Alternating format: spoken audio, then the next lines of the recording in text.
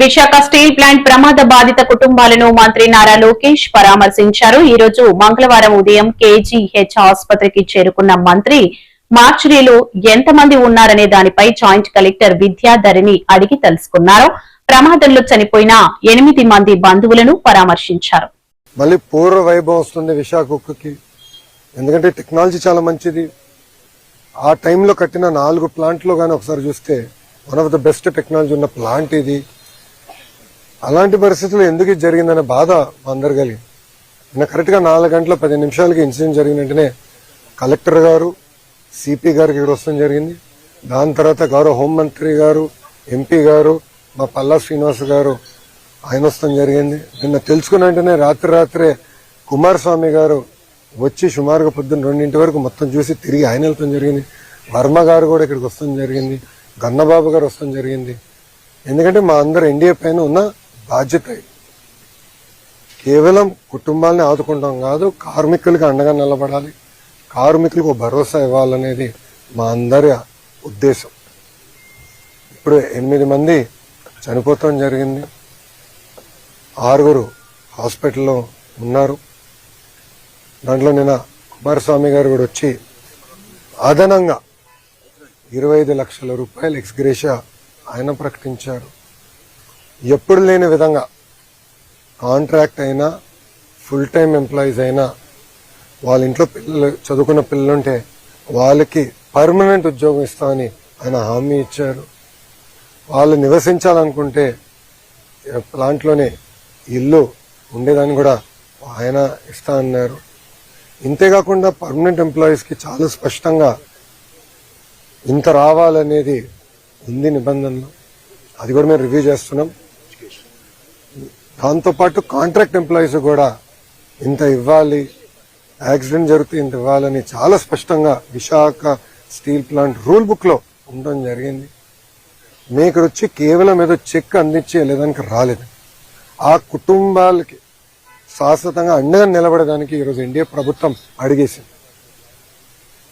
గతంలో ఎప్పుడు లేని విధంగా పర్మనెంట్ జాబ్ ఇస్తామని పెద్ద మనసుతో కుమారస్వామి గారు ఒక హామీ ఇచ్చారు. కేంద్రంలో ఉన్న సెక్రటరీ గారు ఇది ఎక్కడ లేదు కదా సార్ అంటే, అవసరమైతే నేను కేబినెట్ కూడా తీసుకెళ్తా, nothing to worry, I will get it done, నాది బాధ్యత. ఎందుకంటే ఆ కుటుంబాలకు మన అండగా నిలబడాల్సిన సమయం ఇదని ఆయన చెప్తాం జరిగింది.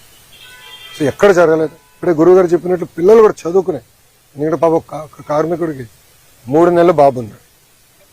3 నెలల బాబు అందరూ బాధ కలిగింది.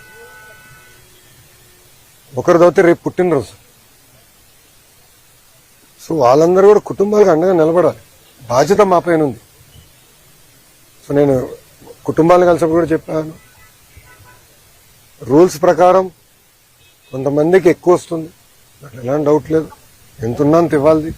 ఆల్రెడీ సిఎండి గారు స్పష్టంగా చెప్పారు. నిన్న కుమారస్వామి గారు ఇచ్చిన ఆదేశాల మేరకు ఈరోజు డేట్ మారే లోపల 25 లక్షల రూపాయలు ఫస్ట్ విడత కింద 8 మంది వాళ్ళ అకౌంట్లో డబ్బులు వేస్తూ జరుగుతుంది. ఇంతేకాదు దాని తర్వాత రావాల్సిన ఎక్స్గ్రేషియా, పిఎఫ్ అకౌంట్ నుంచి రావాల్సిన డబ్బులు, స్టీల్ ప్లాంట్ ఇవ్వాల్సిందంతా కూడా మేము మొత్తం క్యాలిక్యులేట్ చేసి ఆ కుటుంబాల అకౌంట్లో వేసే బాధ్యత ప్రభుత్వం తీసుకుంటుంది. అక్కడితో మేము ఆగం. మేము అందరూ వచ్చేటప్పుడు కారులో కూడా మాట్లాడుకున్నాం. వర్మ గారు నేను కూడా డిస్కస్ చేసాం. అంత్యక్రియలు అయిన తర్వాత పెద్దకరమైన తర్వాత మళ్ళీ అమరావతిలో ఒకసారి కూర్చుందాం కుటుంబాలతో. ఇంకెలా చేద్దాం, ఏం చేస్తే బాగుంటుంది. వాళ్ళు కేవలం సొంత కాళ్ళపై నిలబడతాం కాదు, ఆ పిల్లల్ని చూసుకోవాల్సిన బాధ్యత ఎన్డీఏ ప్రభుత్వం పైన ఉంది. గతంలో ఎట్లయితే విశాఖ ఉక్కుని కలిసికట్టుగా ఎన్డీఏ కాపాడిందో అదేవిధంగా కార్మికులకి మేము అండగా నిలబడతాం, ఆ కుటుంబాలకి మేము అండగా నిలబడతాం. ఇంతేకాదు నిన్న కుమారస్వామి గారు ఒక ఆదేశాలు కూడా జారీ చేశారు. 3 సీనియర్ మెంబర్స్తో కమిటీ వేసి వాళ్ళు ఇప్పుడు సుమారుగా 4-5 వాళ్ళు వస్తున్నారు. కమిటీ మొత్తం రివ్యూ చేస్తారు, డేటా అంతా చూసుకుంటారు. ఆ టైంలో 2nd, 3rd, 4th ఎక్కడైతే యాక్సిడెంట్ జరిగిందో అక్కడ ఉన్న కార్మికులతో కలుస్తారు. వాళ్ళది కూడా ఏం జరిగింది ఏంటని తెలుసుకుంటారు. ఇది కింద నుంచి కారింది కాదు, ఏంటేదో లాగితే సరే ఫినిష్డ్ ప్రోడక్ట్ బయటకు వచ్చింది కాదు, పైనుంచి పొంగుతొంగడు కాదు కక్కింది. పొంగినది వేరే రకంగా అనుకోవచ్చు, కానీ కక్కింది ఎందుకు జరిగింది, ఎక్కడ జరిగింది ఇది, ఎందుకు ఇక్కడ జరిగింది, దీని వెనకాల ఏంటి, మొత్తం మనం క్షుణ్ణంగా పరిశీలించాల్సిన బాధ్యత అటు స్టీల్ ఇండస్ట్రీ పైన ఉంది, రాష్ట్ర ప్రభుత్వం పైన ఉంది. తప్పనిసరిగా నివేదిక వచ్చిన తర్వాత ఏం చర్యలు తీసుకోవాలో ప్రభుత్వం తీసుకుంటుంది. కానీ ఈరోజు యాక్సిడెంట్లో దెబ్బలు తగిలిన కార్మికుడిని హాస్పిటల్లో కలిశారు. ఆయన పేరు శ్రీనివాస్. ఆయన కలుస్తుంటే ఆయన ఒక మాట అన్నాడు, అయ్యా మాకు దెబ్బలు తగిలినాయి, మీరు వచ్చారు పెద్ద మనసుతో మాకు అండగా నిలబడతాను, కానీ విశాఖ ఉక్కుని మీరు కాపాడండి. మీరు ఉక్కుతో అండగా ఉండండి, ఈ ఫ్యాక్టరీతో అండగా ఉండండి, ఉక్కు ఫ్యాక్టరీతో అండగా ఉండండి. ఇది కేవలం మా కుటుంబాలే కాదు, లక్షలాది కుటుంబాలు గాజువాక విశాఖపట్నంలో దీనిపైన ఆధారపడి ఉన్నాయి. చూసుకోవాల్సిన బాధ్యత మీదని ఆయన చెప్పారు. ఇన్ఫాక్ట్ ఆయన చెప్పినప్పుడు నేను అనుకుంటే ఆయన గురించి, ఆయన కుటుంబం గురించి మాట్లాడుతున్నాడేమో అనుకున్నా. వర్మ గారు కరెక్ట్ చేశారు, లేదు బాబు విశాఖ ఉక్కు గురించి ఆయన మాట్లాడుతున్నాడు అంటే ఎంత పెద్ద మనసుతో కార్మికులకి ఎంత ఎమోషనల్ అటాచ్మెంట్ ఉందో నిజంగానే నేను ఈరోజు తెలుసుకుంటాం జరిగింది. ఇంతేకాదు ఉత్తరాంధ్రలో పెద్ద ఎత్తున పెట్టుబడులు వస్తున్నాయి, మీ అందరూ తెలిసిన విషయమే.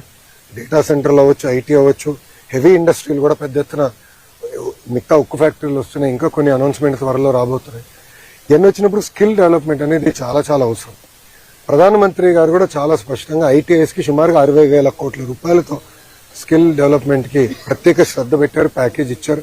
దాంట్లో భాగంగా ఫస్ట్ ప్రాజెక్ట్ మన పాయకరావుపేట అనిత గారి నియోజకవర్గంలో అటు ఆసిలర్ మిత్తలు, ఎందుకంటే వాళ్ళు కూడా ప్రైవేట్ సెక్టర్ కూడా కొంచెం డబ్బులు పెట్టండి, వాళ్ళు ముందరికి వచ్చి మేము పెడతామని చెప్పి పెద్ద ఎత్తున ట్రైనింగ్ కూడా చేయాల్సిన అవసరం ఉంది.